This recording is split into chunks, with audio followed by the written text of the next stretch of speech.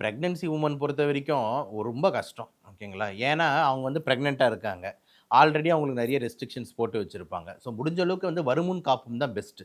ஏன்னா பிரெக்னன்சில வந்து இந்த மாரி ஒரு ஃபீவரு ரொம்ப சிக்காயி வருது, இல்லன்னா ஃப்ளூ வைரஸ் இந்த மாரிலாம் வந்ததுன்னா, சேலஞ்சிங்கா இருக்கும். ஏன்னா 2 உயிரோட வந்துட்டு டாக்டர் அங்க வந்து ரிஸ்க் எடுக்க வேண்டியது இருக்கும். அம்மாவையும் புரொடெக்ட் பண்ணணும், குழந்தையும் எதுவும் ஆகக்கூடாதுன்னு. ஏன்னா எனி சீரியஸ் இன்ஃபெக்ஷனோ இல்லன்னா ஏதாவது ஆச்சுன்னா, நம்ம பாடி பண்ற வேலை அந்த குழந்தைய முதல்ல வெளிய தள்ளிரும். ஸோ அபார்ஷன் வந்து நேச்சுரலாவே நடக்கும். ஓகேங்களா? வேணாம் அப்படின்னு சொல்லிட்டு அபார்ட் பண்ற மாரி அதுவே ஸ்பான்டேனியஸ் அபார்ஷன்னு சொல்லுவாங்க.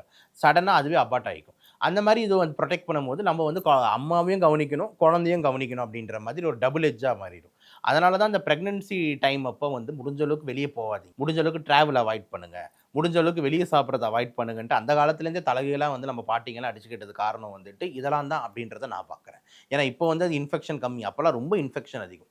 இப்போலாம் நிறைய சுகாதாரத்த பேசுறோம், சுத்தத்த பத்தி பேசுறோம், தடுப்பூசி பத்தி பேசுறோம். அப்ப அதெல்லாம் எதுவுமே கிடையாது. அப்ப பல பேர் இன்ஃபெக்ஷன் ஆகி இறந்திருப்பாங்க. கிருமிங்க தாக்குதல் அதிகமா இருந்திருக்கும். அதனால முடிஞ்ச அளவுக்கு வந்துட்டு அதனால தான் வந்து ஹவுஸ் ஹோல்ட்லயே இருக்கிறது பெட்டர்.